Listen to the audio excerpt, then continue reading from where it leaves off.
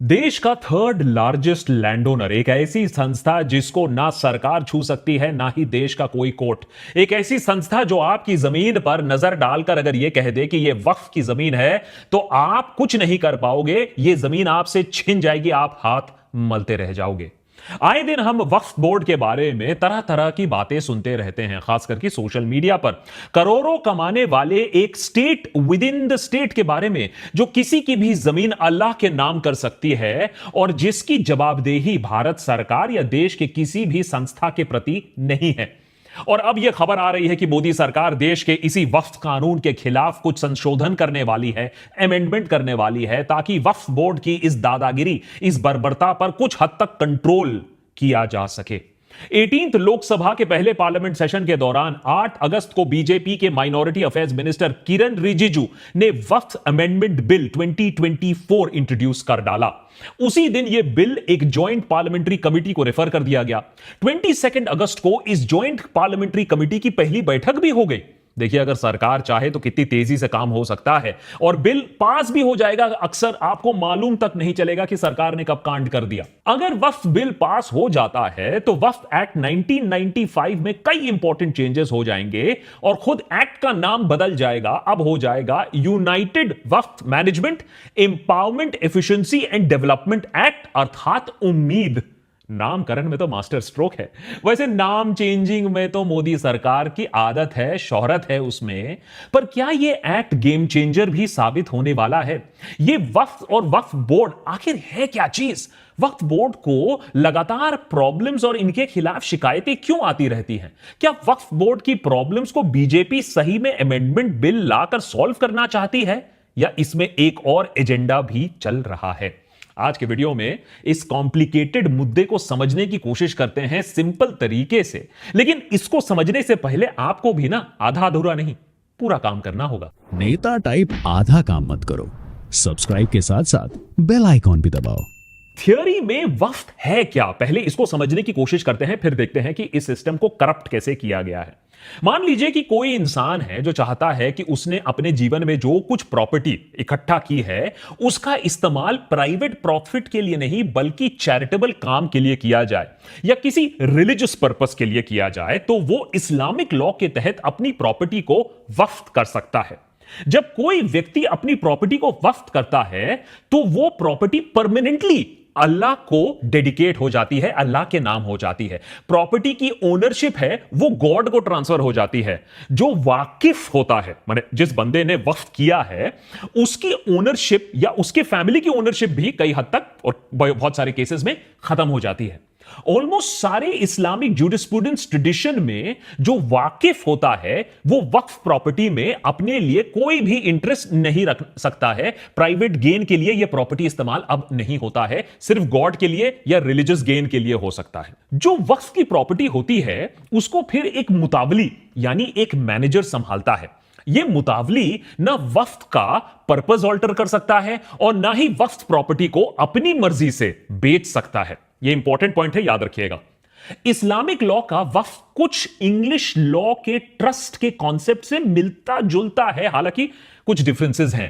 पहला यह कि वक्फ परमानेंट होता है। ट्रस्ट में ऐसी कोई कंपल्शन नहीं है कि ट्रस्ट परपेचुटी में चले, ट्रस्ट को डिसॉल्व भी किया जा सकता है। दूसरा यह कि वक्फ का जो रीजन है वो इस्लामिक लॉ में चैरिटेबल या रिलीजियस होना ही होता है। Trust on the other hand किसी प्राइवेट गेन के लिए भी बनाया जा सकता है। आपने ट्रस्ट फंड किड के बारे में भी सुना होगा बहुत बार। ब्रॉडली 3 टाइप ऑफ वक्फ होते हैं। पब्लिक वक्फ यानी वक्फ प्रॉपर्टी प्योरली पब्लिक वेलफेयर के लिए इस्तेमाल किया जाएगा। क्वासाई पब्लिक वक्फ यानी एक हिस्सा पब्लिक वेलफेयर के लिए और दूसरा हिस्सा फैमिली या जो डिसेंडेंट्स हैं उनके लिए। तीसरा होता है प्राइवेट वक्फ। इसके तहत वक्फ प्रॉपर्टी वो अपने एक इंसान अपने फैमिली के लिए, उनके वेलफेयर के लिए इस्तेमाल किया जा सकता है। लेकिन जब वो फैमिली की लाइन माने सक्सेशन खत्म हो जाएगी, फिर पूरी की पूरी जो प्रॉपर्टी होगी वो पब्लिक या चैरिटेबल पर्पसेस के लिए इस्तेमाल होगी। तो ये हो गए आपके ब्रॉड कॉन्टोर्स।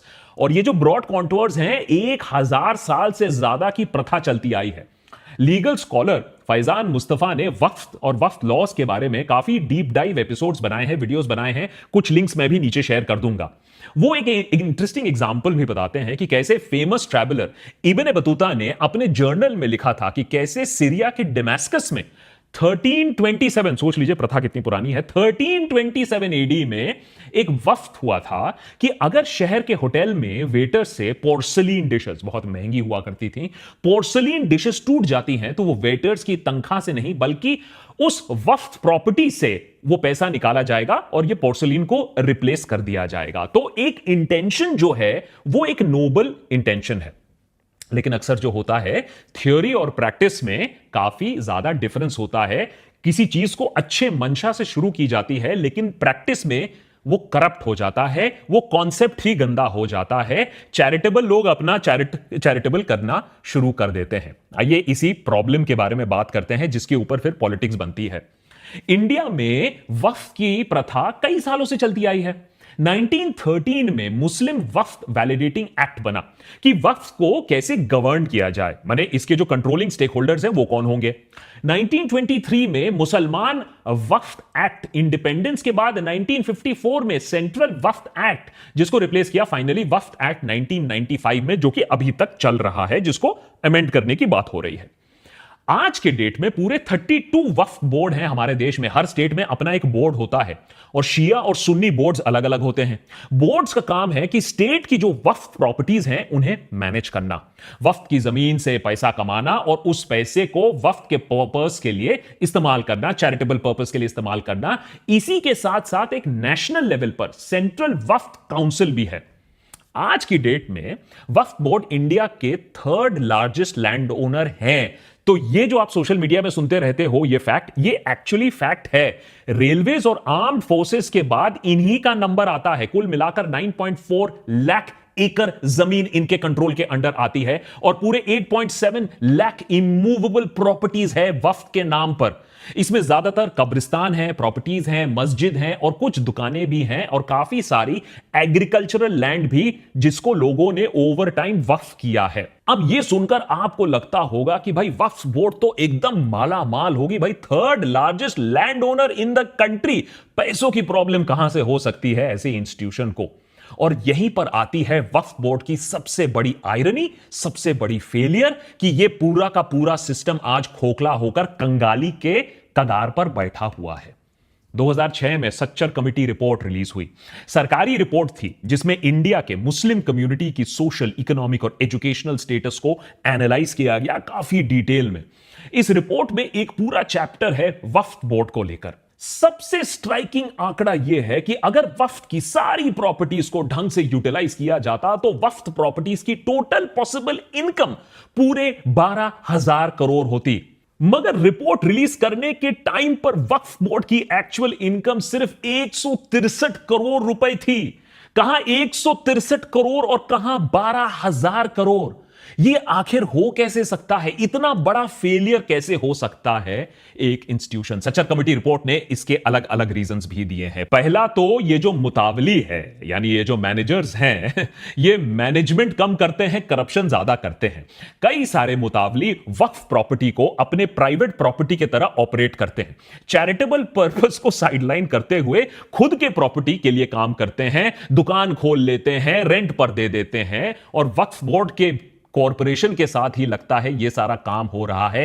कई बार तो यही मुतावली ने रिश्वत लेकर बहुत सारा बड़ा जमीन, प्राइम लैंड भी किराए पर दे दिया बहुत कम रेट पर। कई बार ऐसा भी देखा गया है कि किसी स्टेट वक्फ बोर्ड के जो लोग बैठे हुए हैं वो लोग अपने आप करप्ट होते हैं और फिर ये करप्ट मैनेजर्स के साथ इस लैंड का एक्सप्लॉयटेशन करते हैं।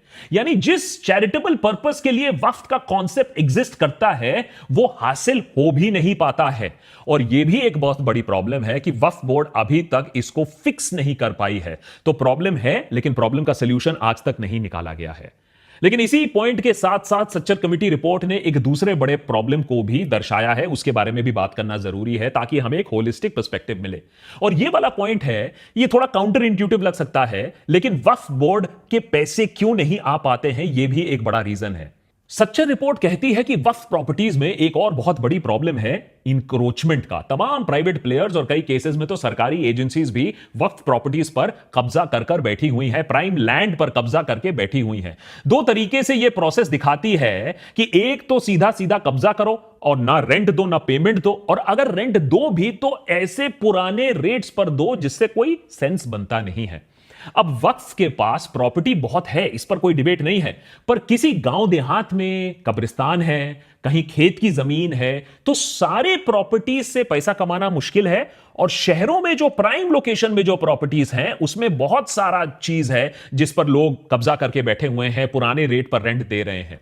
तो कहीं ना कहीं एक प्रॉब्लम है जिसको सॉर्ट आउट नहीं किया गया है। यानी अगर किसी वक्फ बोर्ड में ईमानदार लोग बैठे होते तो वो किसी तरीके से ये जो मैनेजर्स हैं, ये करप्शन है, या तो वो उससे परेशान होते हैं, या जो प्राइम प्रॉपर्टीज हैं वो जो कब्जा हुआ है वो लिटिगेशन में फंसा हुआ है।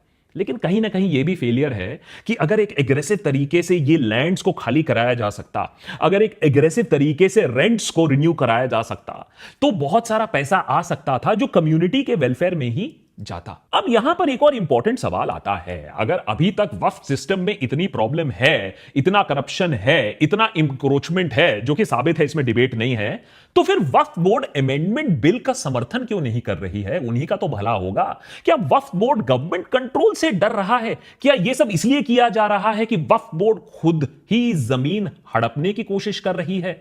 या फिर उल्टा यह भी एलिगेशन लगाया जा रहा है कि सरकार का कुछ और एजेंडा है? 2022 में तमिलनाडु में एक गांव में एक लोकल ने अपने कुछ जमीन बेचने की कोशिश की, तो लोकल अथॉरिटीज ने उसे बताया कि उनको पहले तमिलनाडु वक्फ बोर्ड से नो ऑब्जेक्शन सर्टिफिकेट लेना पड़ेगा, क्योंकि उनकी जमीन एक्चुअली वक्फ बोर्ड के अंडर आती है। सिर्फ उनकी जमीन नहीं, पूरा का पूरा गांव ही वक्फ बोर्ड के अंडर था। अब जाहिर सी बात है कि लोकल्स ने इस बात पर हैरानी जताई। आज तक सदियों से उन्हें तो किसी ने नहीं बताया था कि उनकी जमीन वक्फ की है। उन्होंने धरना दिया और एंड में मामला कोर्ट तक पहुंचा। कोर्ट में यह मामला सुलझ में आया जब कोर्ट ने अपना वर्डिक्ट दिया कि ऐसे ही उठाकर कोई अपना लैंड वक्फ नहीं बता सकता है। ये जो एग्जाम्पल है ये दर्शाता है कि कुछ केसेस में कैसे वक्फ बोर्ड ने अपने पावर्स को करप्ट तरीके से इस्तेमाल किया लैंड हड़पने के लिए। ऐसे केसेस में खूब चर्चा भी होती है सोशल मीडिया पर, जिसके चलते यह छवि बनती है कि एक वक्फ बोर्ड एक ऐसी बॉडी है जो सरकार की निगरानी में नहीं है, ना कोर्ट्स उसे कुछ कर सकती है। बेसिकली ये एक state with in the state है, ऑपरेट करती है अपने ही लॉ के सिस्टम, इस्लामिक लॉ के अंडर। तो क्या वक्फ बोर्ड अपने आप में किसी की जमीन, आपकी और मेरी जमीन हड़प सकती है? पहली बात तो यह है कि सिर्फ आप ही अपनी प्रॉपर्टी को वक्फ कर सकते हो, किसी और की नहीं। यानी आप किसी की प्रॉपर्टी को वक्फ डिक्लेयर नहीं कर सकते हो। मगर एक आरोप यह है, और वक्फ एक्ट 1995 के सेक्शन 40 में इसको शामिल किया गया था। यह सेक्शन कहता है कि किसी स्टेट के वक्फ बोर्ड को अगर लगता है कि कोई प्रॉपर्टी वक्फ की है, तो वो खुद से इनिशिएटिव लेकर जाकर इंफॉर्मेशन कलेक्ट कर सकता है, सर्वे करा सकता है कि प्रॉपर्टी वक्फ की है या नहीं। तो एक मुहिम चलाई जा सकती है। मगर यह प्रूफ करना कि कोई प्रॉपर्टी वक्फ है या नहीं, यह कोई आसान काम नहीं है। वक्फ एक्ट 1995 के सेक्शन 4 के तहत सरकार एक सर्वे कमिश्नर भेज सकती है, यह पता लगाने के लिए कि किसी स्टेट में कितने वक्फ हैं, उनका ऑब्जेक्टिव क्या है। यह सर्वे कमिश्नर विटनेसेस को भी समन कर सकता है, एग्जामिन कर सकता है। उसके पास यह पावर भी है कि यह मुतावली से डॉक्यूमेंट मांगे, ताकि यह साबित कर पाए कि यह वक्फ की प्रॉपर्टी है या नहीं।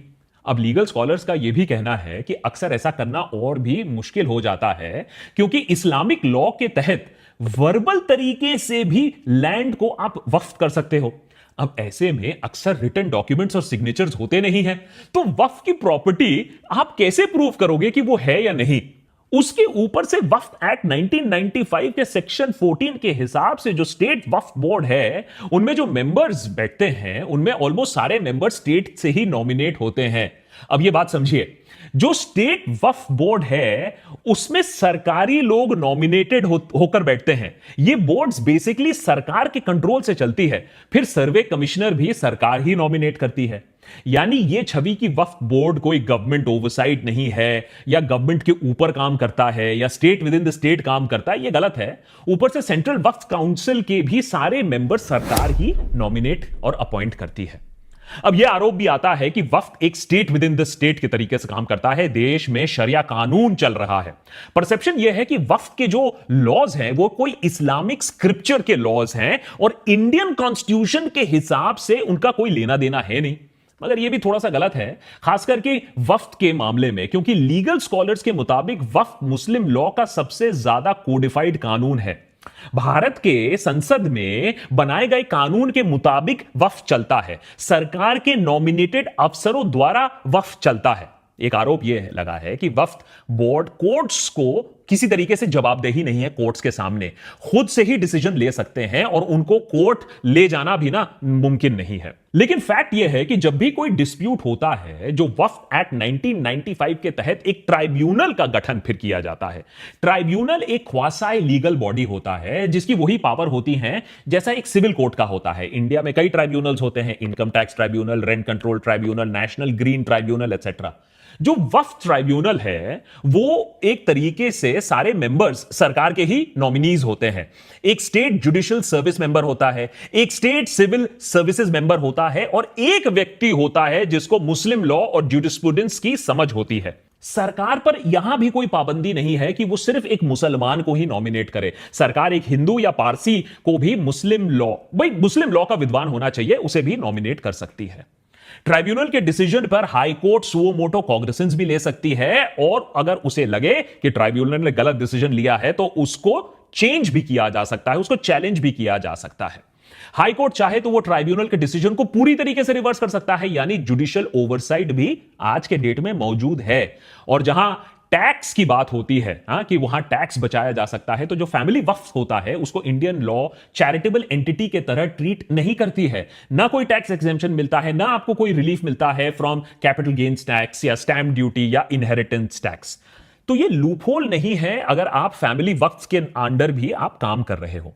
तो tax oversight, government oversight, judicial oversight, codified act, इसके बावजूद जो वक्फ को लेकर जायज शिकायत है वो दूर की जानी चाहिए और सॉल्यूशन निकालने के लिए प्रॉब्लम्स पर, जो रियल प्रॉब्लम्स हैं उन पर फोकस करना चाहिए। अब बीजेपी कह रही है कि ये जो बिल है ये इसी करप्शन, इसी इनएफिशिएंसी, इसी इंक्रोचमेंट के कोर प्रॉब्लम्स को दूर कर पाएगी। क्या ऐसा है? वक्फ एक्ट के अलग अलग चीजों पर ये जो अमेंडमेंट है ये फोकस करती है। कुछ पॉजिटिव पॉइंट्स भी हैं, पहले उसके बारे में बात कर लेते हैं। जैसे कि अमेंडमेंट ये कहती है कि जो सेंट्रल वक्फ काउंसिल है उसमें 2 मुसलमान महिलाओं को कंपलसरी होना होगा और यह बात सच्चर कमेटी रिपोर्ट पर भी मेंशन की गई थी सालों पहले। तो इसको इंप्लीमेंट करने में मेरे ख्याल से किसी को कोई दिक्कत होनी तो नहीं चाहिए। अगर है तो फिर उन्हें अपनी मानसिक हालत को चेक करना चाहिए। ऐसे ही कहा गया है कि जब सेंट्रल वक्फ काउंसिल में 2 नॉन मुस्लिम मेंबर्स भी जरूर होने चाहिए। अब पहले भी नॉन मुस्लिम मेंबर्स पर कोई पाबंदी नहीं थी, हां रिप्रेजेंटेशन पर एक सवाल जरूर था।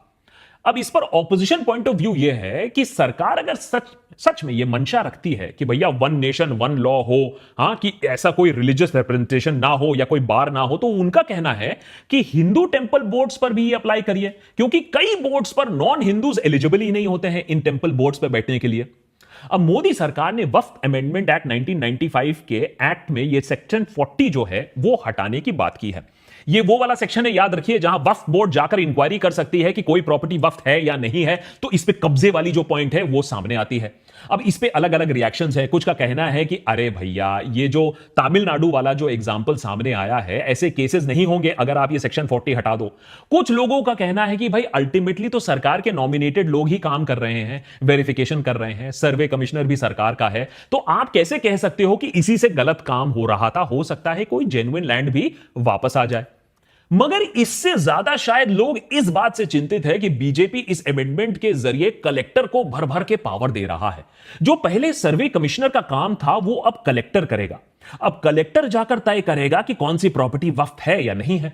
अगर कोई डिस्प्यूट है कि प्रॉपर्टी वक्फ की है या सरकार की, और ऐसे बहुत सारे केसेस हैं जिसमें कई इंक्रोचमेंट्स हैं सरकार द्वारा, और सच्चर कमेटी रिपोर्ट ने भी इसके बारे में बात किया है।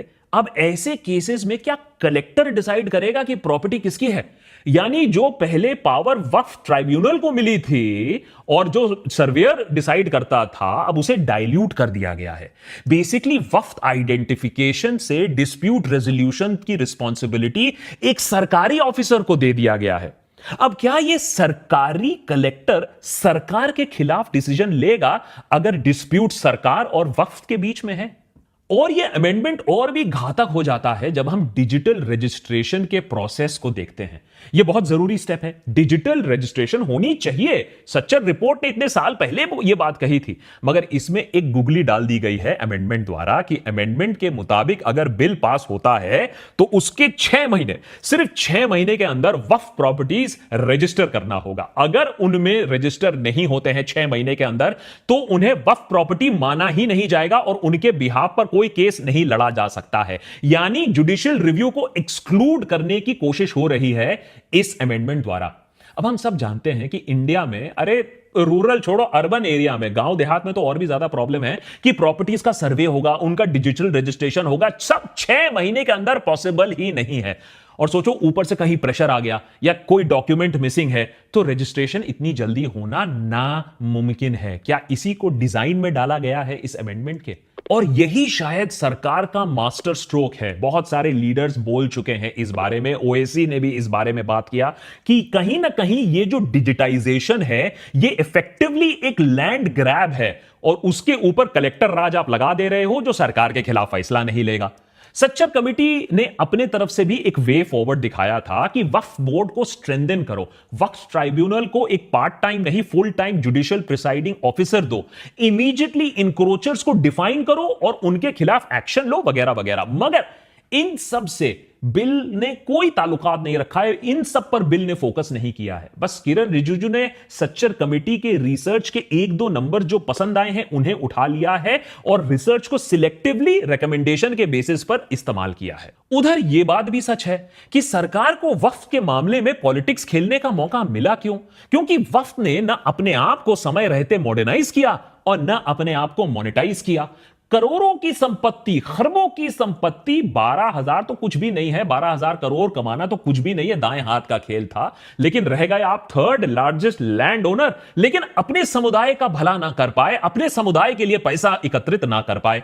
यह अपने आप में एक ट्रेजेडी है और अभी इसी ट्रेजेडी के ऊपर पॉलिटिक्स खेली जा रही है। और कितनी पॉलिटिक्स खेली जाएगी, कितना पुशबैक होगा, लोगों को जरूर समझ में आ रहा है कि इसमें एक पॉलिटिक्स है। अब कितना पुशबैक होगा अब वो तो अगले कुछ महीनों में ही पता चलेगा।